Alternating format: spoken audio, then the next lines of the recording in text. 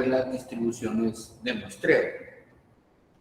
Ya ustedes tienen en el aula virtual subido pues el material de apoyo de esta unidad, que consiste en el guión de clase, que es el que vamos a estar desarrollando en la clase. También tienen la guía de ejercicios, vamos a estar viendo en grupos de discusión. Y también hay tablas, porque las vamos a estar utilizando en la resolución de ejercicios. Veamos entonces la parte teórica de esta unidad. Ahí, si ustedes ven en su folleto, comienza con la inferencia estadística. ¿Qué es la inferencia estadística? Aquí podemos ir leyendo algunos párrafos. Dice, en un problema típico de inferencia estadística, una o más o varias características que determinan la distribución de probabilidad de una variable aleatoria son desconocidas. El interés en estas características se debe a que existe alguna conjetura o sospecha de parte del investigador sobre cuál es la distribución de probabilidad que mejor describe o modela la variable de interés, por lo que se hace necesario calcular los parámetros que la caracterizan. Ahí ponen un ejemplo. Dice, ejemplo, un inspector de calidad podría estar interesado en determinar la proporción de artículos defectuosos en un proceso de producción. Y podría sospechar, basado en su experiencia, que la distribución de la proporción de defectuosos es aproximadamente normal. Como ya vimos la distribución normal, ya tenemos una idea cuando nos dicen una distribución normal, pues rápidamente la asociamos con una distribución que tiene una densidad de probabilidad aproximadamente a una forma de campana, que podría tener un sesgo hacia la izquierda o hacia la derecha, dependiendo pues, de cómo sea la distribución de los datos. En este caso, dice, el interés del inspector es determinar los valores de los parámetros mu y sigma cuadrado. Aquí nos están hablando pues, de una distribución normal que recordamos que está centrada en la media y también debemos conocer la varianza o la dispersión para conocer la desviación estándar. Sigue diciendo la parte teórica. En todo escenario donde se utilice algún proceso de inferencia estadística, aparece involucrada una población. Aquí ya vamos viendo otro concepto. Población.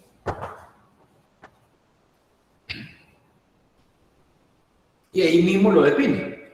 La población, dice, consiste en el conjunto completo de observaciones o medidas sobre las cuales se desea extraer alguna información.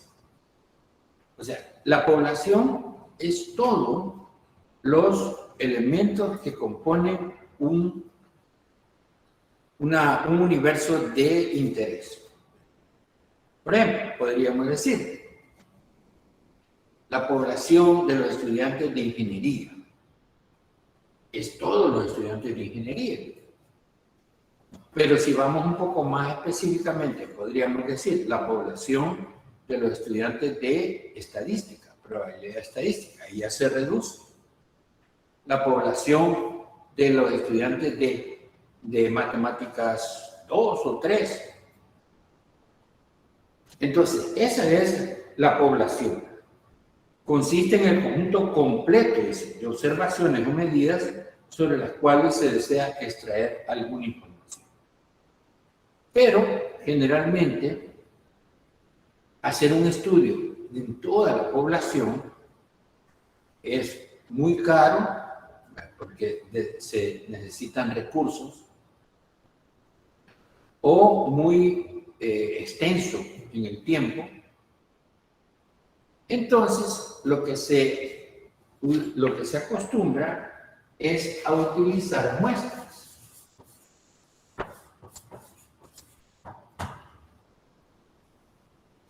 Vamos a suponer, supongamos que todo esto fuera nuestra población.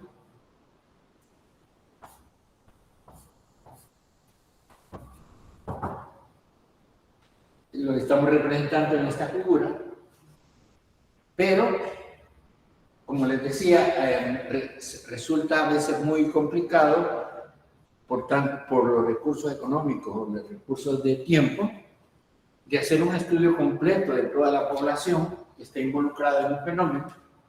Entonces se recurre a hacer una muestra, a tomar una muestra. ¿Qué sería, por ejemplo, diferentes valores de la población?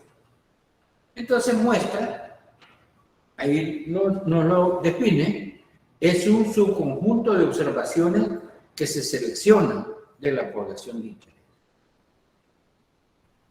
Esa sería pues la definición de una muestra.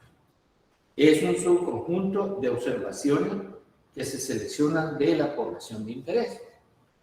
Pero vamos un poco más allá. La muestra debe ser una muestra aleatoria. Entonces aquí tenemos ya otra definición.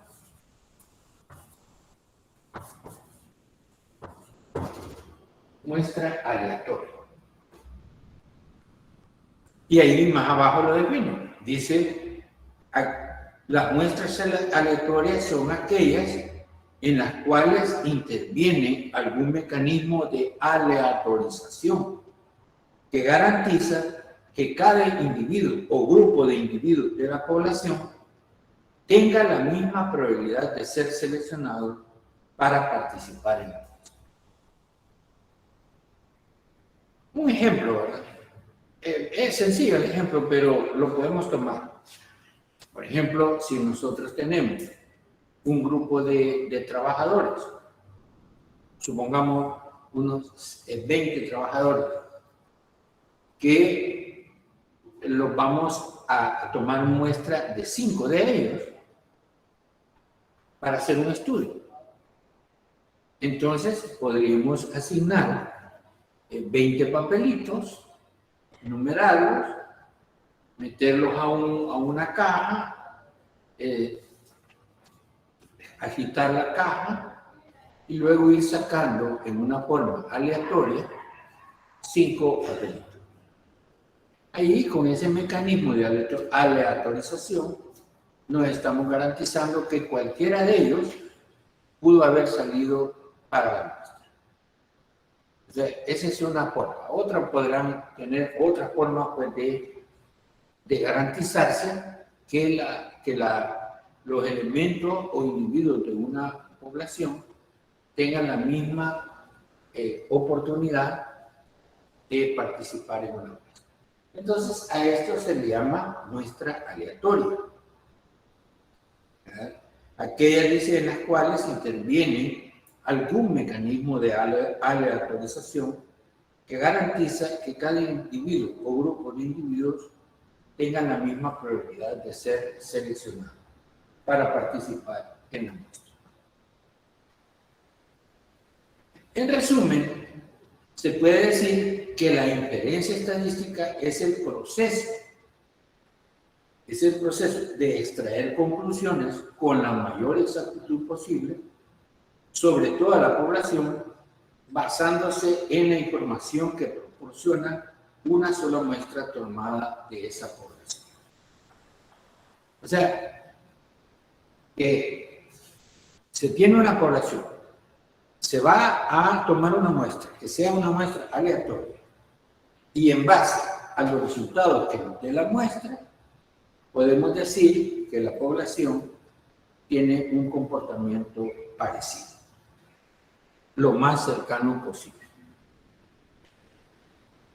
Esta idea es muy importante, dice, ya que gran parte del conocimiento y los juicios que se pueden emitir sobre la realidad inmediata que nos rodea están basados en el muestreo. O sea, generalmente nunca se hacen estudios completos sobre población, sino que se hacen en base a muestras. Ahí ustedes tienen en la tabla 1, tienen una información.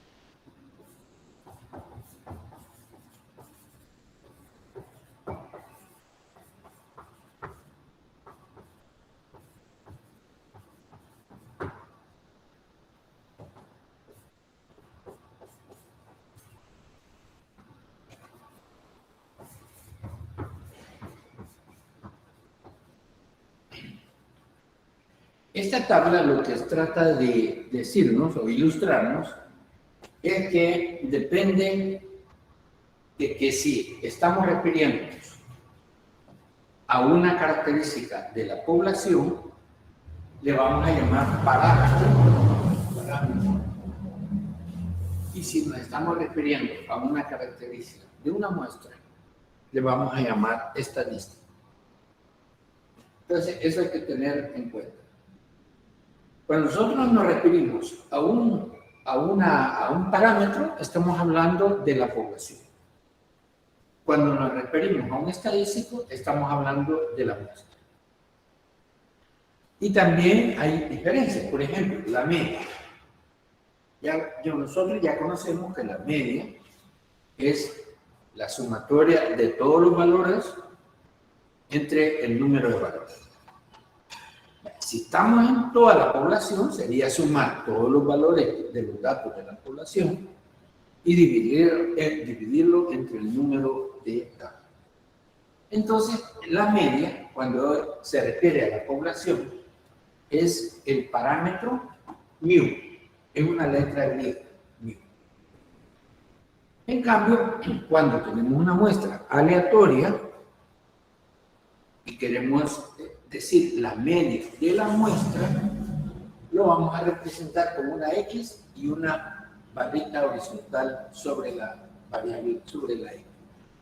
Entonces quiere decir que X barra es la media pero de la muestra. La desviación estándar. Sabemos que la desviación estándar es una medida de la variación de todos los datos con respecto a un cierto valor, en este caso respecto a la media. Y ya conocemos cómo calcular la desviación. Entonces, cuando estamos hablando de la desviación poblacional, es un parámetro que lo vamos a representar con la letra griega sigma. Mientras que si hablamos de la desviación de la muestra, lo representamos con una S. La desviación de la muestra es una S. Que sería pues la desviación que encontremos en la muestra. Lo mismo podemos hablar de una proporción. Cuando es de una población, es el parámetro P. Las proporciones son cálculos que se hacen de alguna característica que me interesa, ya sea en la población o en la muestra, de algunos datos que cumplen ciertas condiciones, que están referidas al total de datos. Entonces, cuando hablamos de población, es una P, y cuando hablemos de la muestra, es el estadístico P con este símbolo, algunos le llaman sombrero, otros le llaman circunflejo, pero P con este símbolo, estamos hablando de la proporción en la muestra. Otros estudios que también nos interesarán son encontrar diferencias de medias. Entonces, cuando hablemos de poblaciones, es el parámetro μ1 menos μ2. Estamos comparando dos poblaciones. Y cuando hablemos de muestras, sería x1 barra menos x2 barra. O también podríamos estar interesados en conocer características de las diferencias de proporción. Entonces, cuando hablemos de poblaciones, sería P1 menos P2. Cuando hablemos de muestras, sería el estadístico P1 sombrero menos P2 sombrero.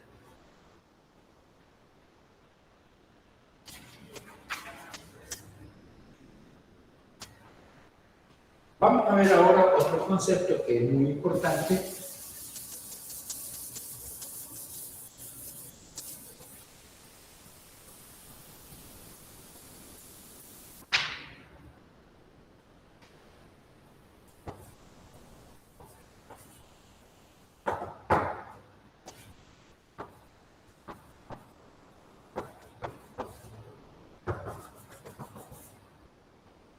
El que se conoce como variación de muestreo.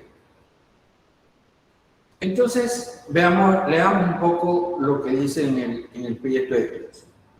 Tomar muestras de una población de interés y luego usarlas para hacer inferencias sobre algunos parámetros desconocidos es el objetivo principal de la investigación estadística. Entonces, hay que ponerle atención a esto que acabamos de decir. Tomar muestras de una población de interés y luego usar para hacer inferencias sobre algunos parámetros desconocidos es el objetivo principal de la investigación estadística. Para hacer una inferencia válida, es decir, con carácter científico, es imprescindible comprender la variabilidad inherente en los procesos de muestreo. Un principio fundamental es que en general una muestra aleatoria no refleja perfectamente a la población de donde proviene. Una muestra solo se parece en ciertos aspectos a la población, pero por naturaleza siempre es diferente de su población en algunos aspectos, y en ocasiones podría ser considerablemente diferente de la población. Está diciendo que tomar una sola muestra, aunque sea una muestra aleatoria bien tomada, podría llevarnos a conclusiones equivocadas de la población en general. En la práctica, este principio se hace evidente cuando al tomar muestras del mismo tamaño de una misma población resulta ser diferente. O sea, que si se comprueba que tenemos una población, tomamos una muestra aleatoria, y calculamos, por ejemplo, su media, o su depresión. Tomamos otra, calculamos también su media, tomamos otra, en general no van a ser las mismas. Va a haber una diferencia. Entonces, a eso se le llama variación de muestreo. Entonces, eso es lo que dice al final el párrafo.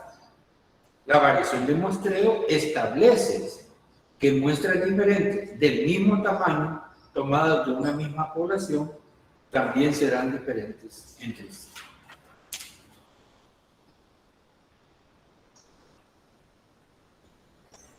O sea que ese es un principio que debemos tomar en cuenta, que cuando se están tomando muestras, las características que busquemos, ya sean medias, dimensiones, proporciones, en general van a ser diferentes. Veamos entonces algo referente a una distribución de muestreos de la media.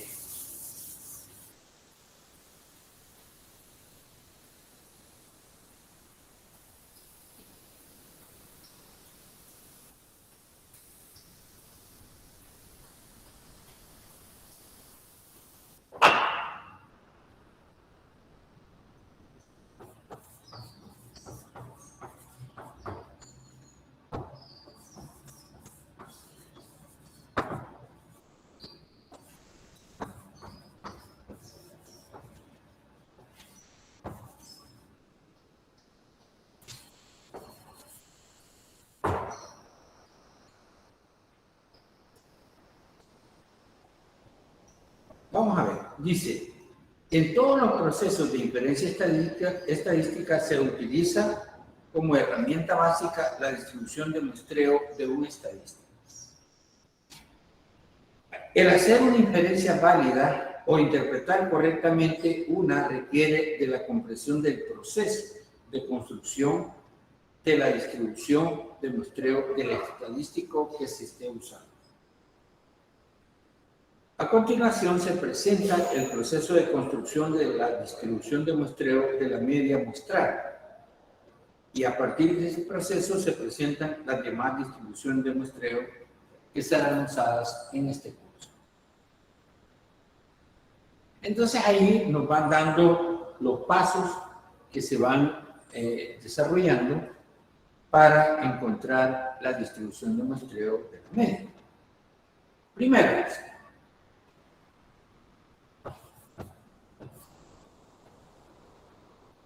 vamos a suponer que hay una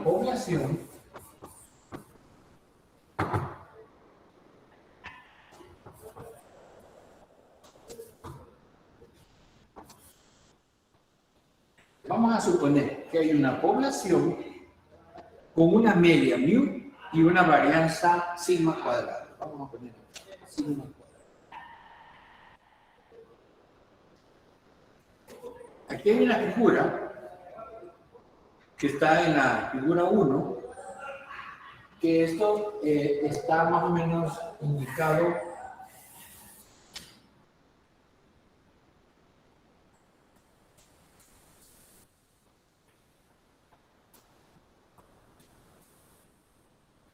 tenemos una distribución de los datos en esa muestra, quiero decir, en la población, y tenemos que la población va a tener una media y una varianza. Paso 2. Se inicia un proceso de tomar muchas muestras del mismo tamaño y para cada muestra se calcula la media. O sea, de esta población vamos tomando muchas muestras, digamos, en forma aleatoria, y para cada muestra se va a ir tomando su media.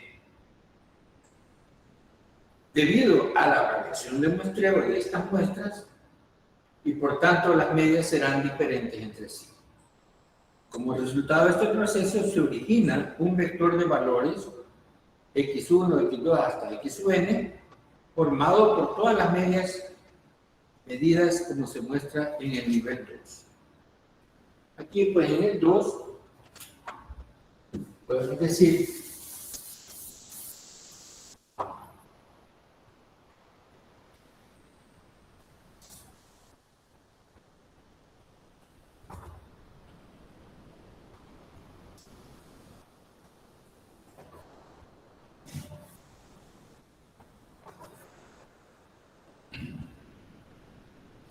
Cada muestra se va a comportar de alguna manera y esta muestra va a ir generando una media, otra media, otra media, que en general van a ser diferentes por lo que hemos dicho que es la variación de muestreo. Entonces dice, en el 3, dice, el vector de medias obtenido se puede conceptualizar como una variable aleatoria a la que se le puede atribuir una serie de propiedades estadísticas. La característica principal es que estas medias tienen una distribución de probabilidad con una forma en particular, un centro y una medida de su variabilidad, como se muestra en el nivel 3 de la figura 1. O sea que si nosotros graficamos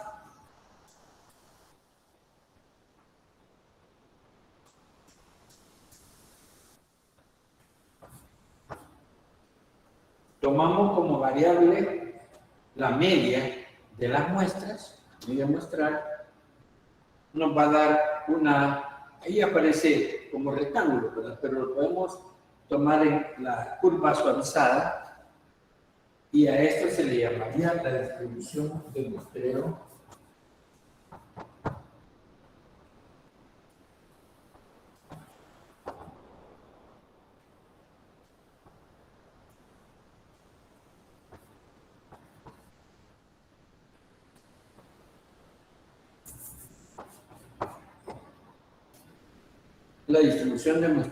de la media.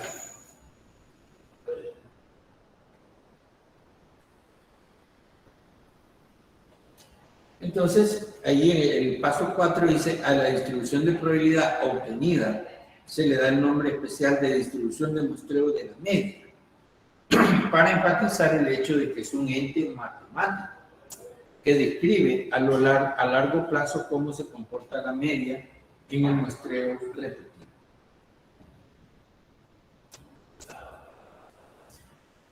El siguiente párrafo dice propiedades más importantes de la distribución de muestreo de la media.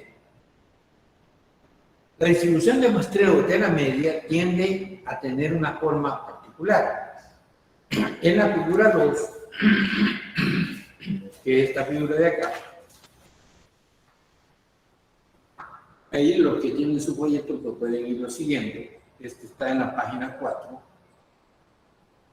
Hay una figura que nos ilustra un teorema muy importante en estadística que se llama el teorema del límite central. Vamos a ver.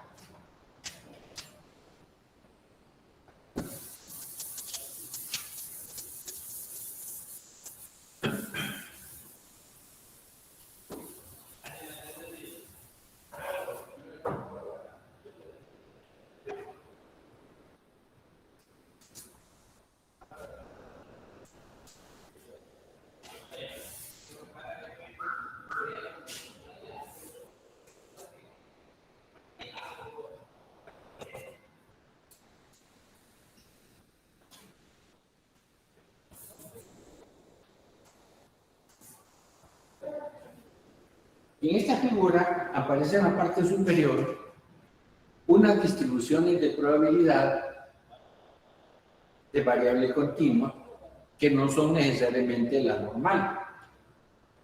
Por ejemplo, esta es una que se le asemeja un poco a la normal, pero no es la normal.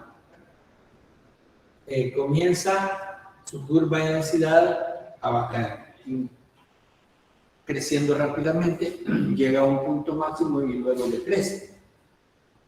Esta otra se podría llamar una exponencial.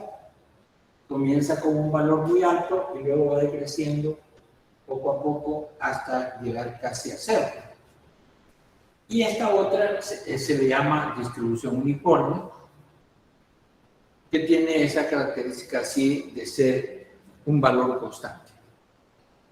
Entonces, el teorema del límite central lo que me va diciendo es que si nosotros vamos tomando tamaños de muestra cada vez mayores, la distribución de la media de las muestras se van haciendo cada vez más parecidas a una normal. Eso es lo que pueden ver ustedes en la figura. Allí el primer diagrama que aparecen son para tamaños de muestra de 5. Con n igual 5, no importa si la población tenga cualquiera de estas distribuciones de probabilidad, la media muestral va tomando cada vez, a medida que va aumentando el tamaño de la muestra, se va asemejando a una normal. Y al final aparece como para un n de 60. Entonces, si ustedes ven, se va asemejando a una normal con una media que siempre está centrada en el mismo valor. Lo que va cambiando es la dispersión. A medida que vamos aumentando el tamaño de la muestra, la variabilidad va disminuyendo. Entonces, eso es lo que nos dice el teorema del límite central.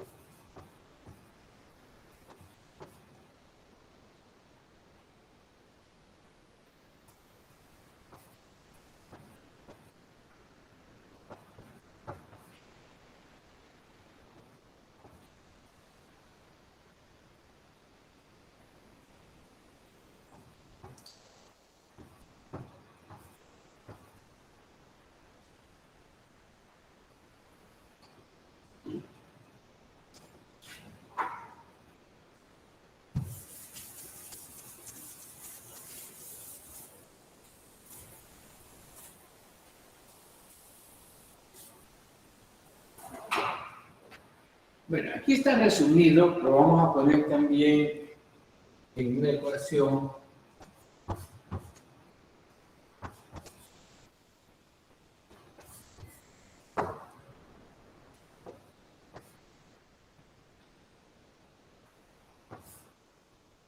En una forma simbólica de esa forma.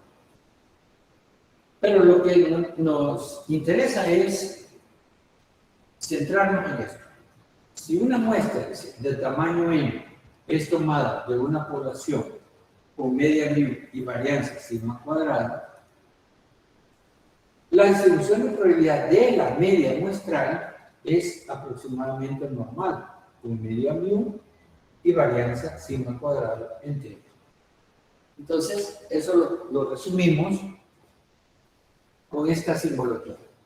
La media muestral se distribuye, quiere decir este símbolo, se distribuye en una forma normal con media mu, que es exactamente la misma media de la población, y varianza sigma cuadrado, que es la varianza de la población entre el tamaño de la muestra. Y aquí nos dice que la aproximación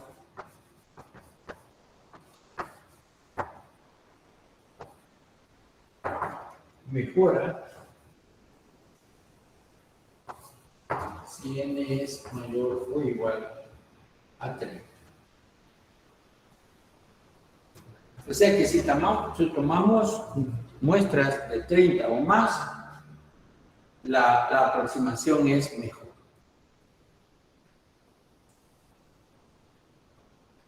A ese pues se le llama el teorema del límite central, que es para la distribución de las medias muestrales. El teorema termina de escribir la distribución de muestreo de la media con las siguientes características. El centro o valor esperado de la distribución de muestreo permanece aproximadamente en el mismo lugar que la media poblacional y no cambia con el tamaño de la muestra. En términos matemáticos, esto se describe como el valor esperado de la media muestral es la misma media poblacional. La otra característica, la variabilidad de la distribución de muestreo está asociada con la variabilidad de la población por medio del tamaño de la muestra. En términos matemáticos, esto se describe como, ahí lo que nos dicen es que la variabilidad es la variación. Por eso es que se va reduciendo la variación al ir aumentando el tamaño de muestra. Y luego, por último, dice, por lo general, la variabilidad de la distribución de muestreo se mide utilizando la desviación estándar. La desviación estándar de la distribución de muestreo se conoce como el error estándar. La desviación estándar se le conoce como error estándar. Y es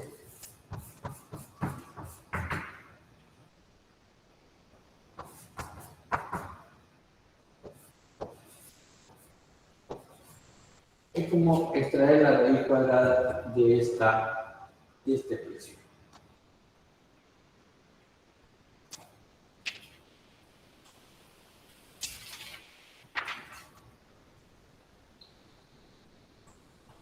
Entonces, luego a continuación leemos lo siguiente.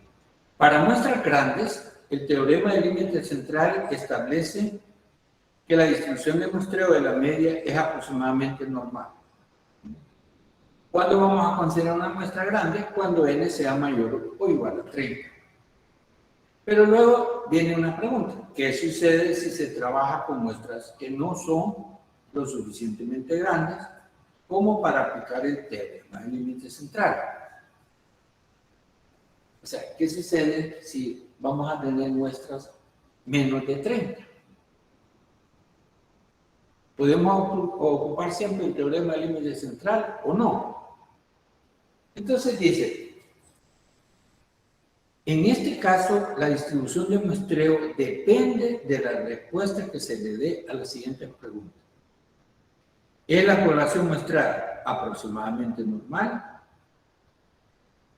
Y la otra pregunta, ¿se conoce la varianza de la población? Veamos entonces.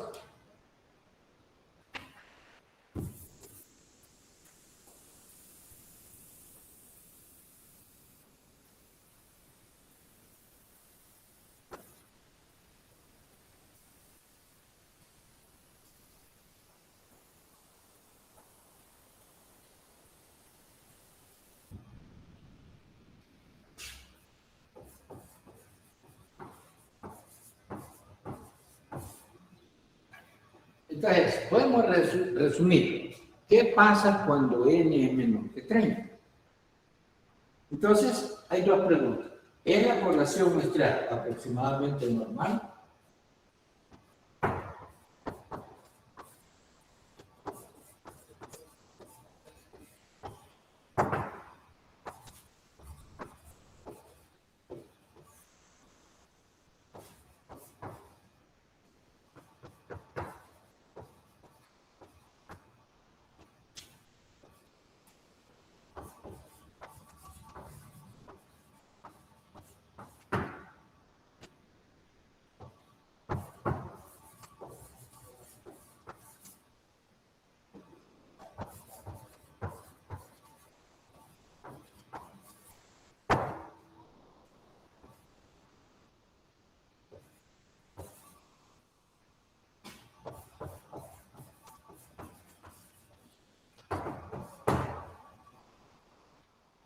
Esas dos preguntas tenemos que formularnos cuando las muestras sean menores de 3.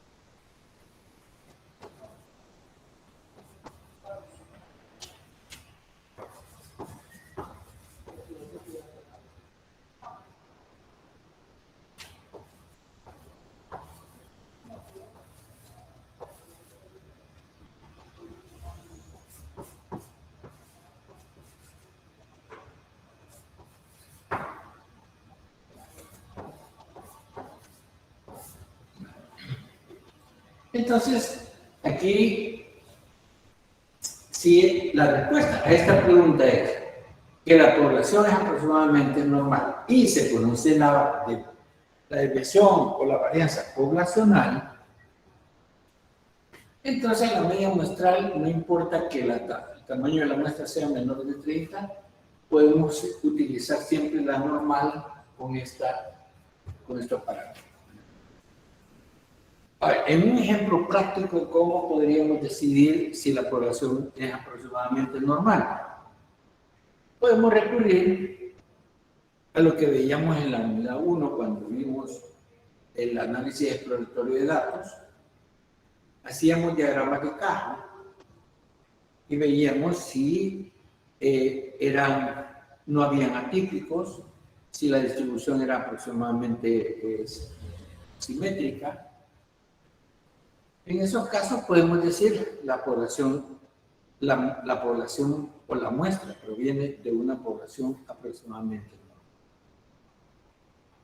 Y además, si conocemos sigma, entonces podemos utilizar la distribución normal, aunque el tamaño de muestra sea menor. ¿Sí?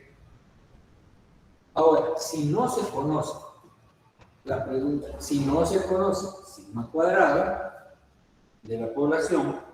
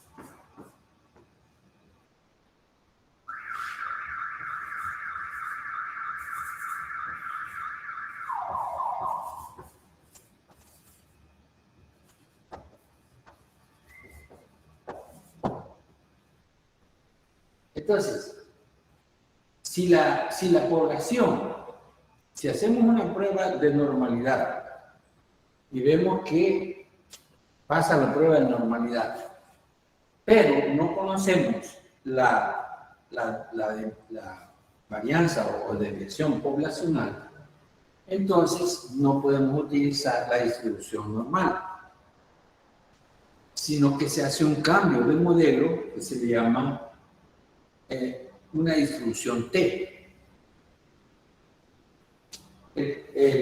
La variable T, que es bastante parecida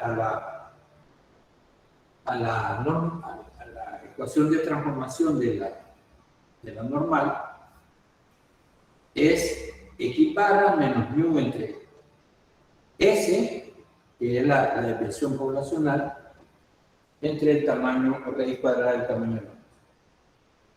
Esta va a tener, a ese se le llama una distribución T, va a tener una distribución T, y aquí juega en cuenta lo que se le llama nu igual a n-1 grados de libertad.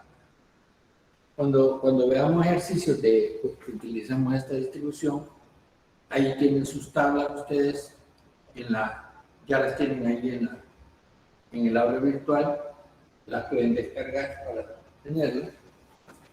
Entonces, vamos a utilizar esta distribución. En el segundo caso, se ha sustituido la constante sigma por la variable aleatoria S. El resultado es una nueva distribución conocida como la distribución T. Su forma es muy similar a la distribución normal. Está centrada en cero, pero tiene cola más extendida, por lo que soporta más variabilidad. A medida que aumentan los grados de libertad, la distribución T se aproxima a la distribución Z. Para grandes grados de libertad, por al menos de 25, la diferencia entre la distribución T y la distribución Z se vuelve insignificante, lo que permite usar la distribución Z en lugar de la distribución T.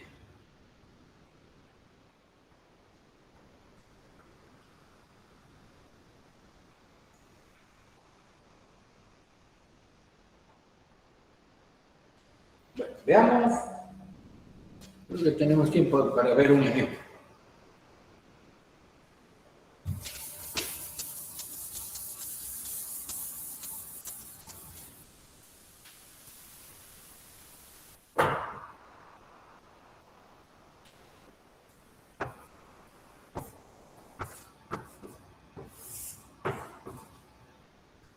Ahí en el proyecto tienen ustedes este ejemplo, el ejemplo 1, que nos dice: cierta máquina usada para llenar latas de bebida gaseosa de 335 mililitros ha sido monitoreada durante un largo tiempo y se estableció que opera con una desviación estándar de sigma igual a 30 mililitros. O sea, nos dan la desviación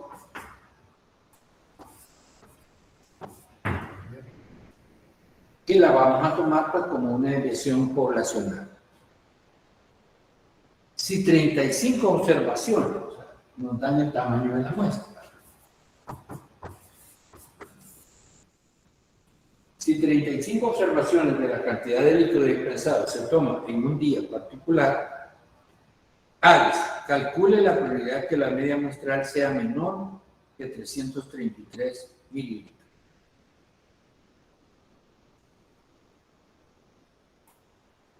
Entonces, veamos, aquí dice la solución.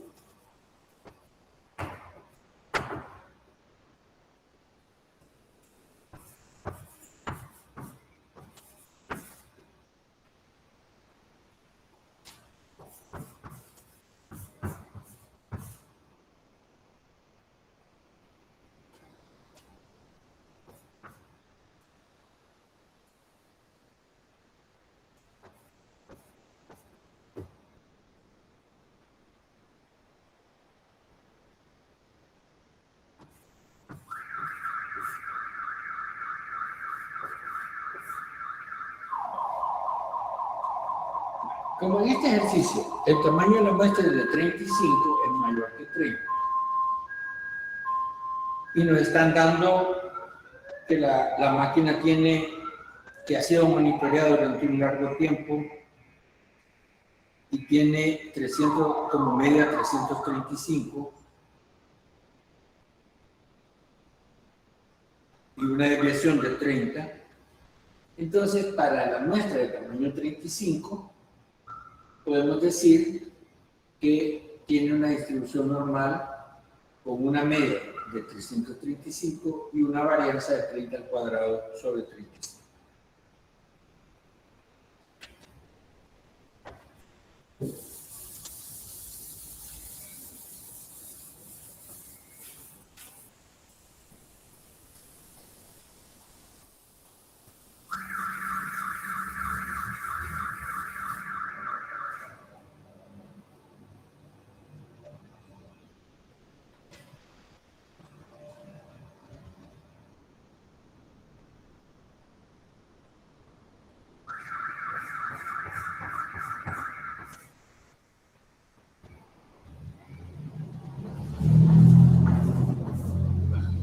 Entonces, la pregunta A nos pide cuál es la probabilidad que la media muestral sea menor que 333 mililitros. Entonces, si nos hacemos una cura de la distribución de la media muestral, en este caso, tenemos acá 335.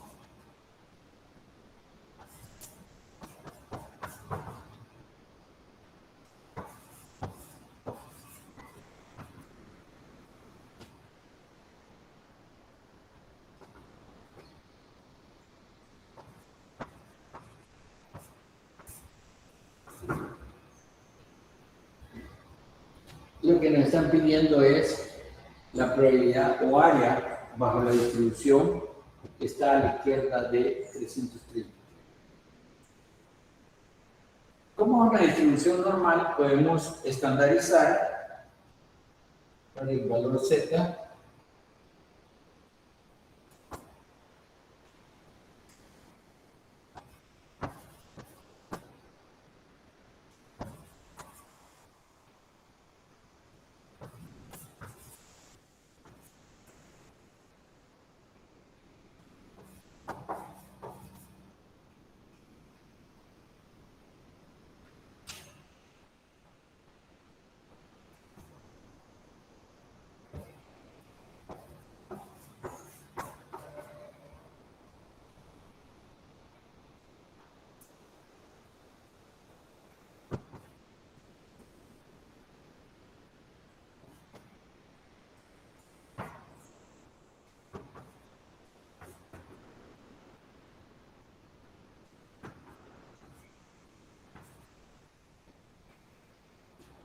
Si estandarizamos para este valor, tenemos 333 menos 335 entre la desviación, que sería calculada a través de esta ecuación. Eso nos da menos 0.39, por lo cual la probabilidad de que la media muestral sea menor que 333 se convierte en la probabilidad que Z sea menor que menos 0.39, o su acumulado hasta menos 0.39, que lo pueden buscar en la tabla, por ejemplo, y esto les va a dar 0.3483.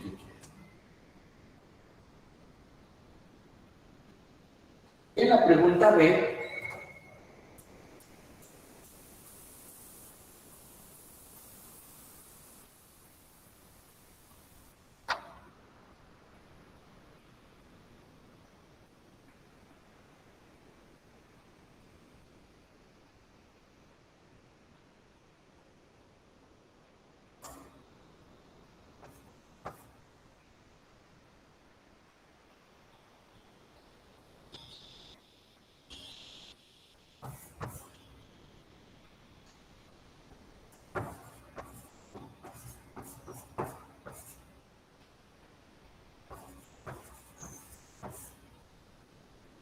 cuando me dice, calcule la probabilidad de que la media muestral esté dentro de 3 mililitros de la verdadera media poblacional, como la verdadera media poblacional la estamos tomando como 335, sería de restarle a 335 3 mililitros, nos queda 332 y también sumarse 332.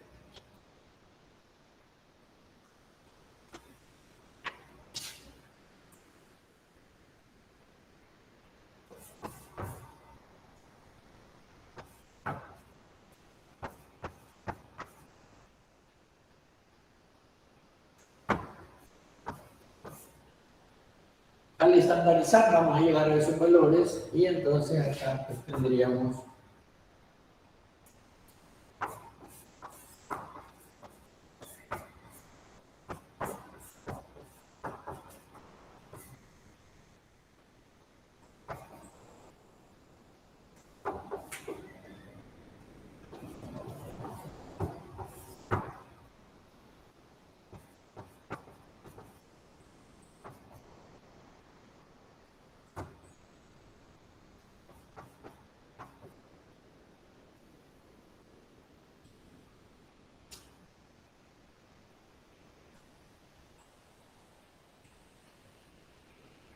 y por último, en la última pregunta nos dice calcule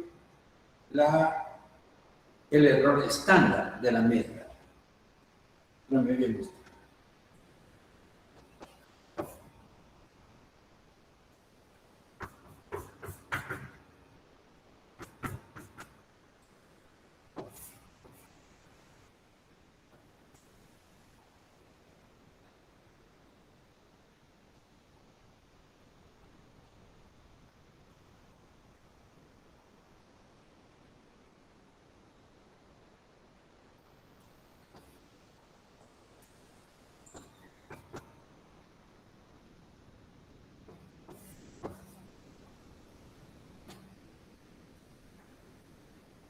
Simplemente pues sería de calcular la desviación poblacional entre el tamaño, la raíz cuadrada del tamaño de la muestra. Eso nos da 5.07 y describe la magnitud de una desviación típica o representativa de la media muestral a la media poblacional.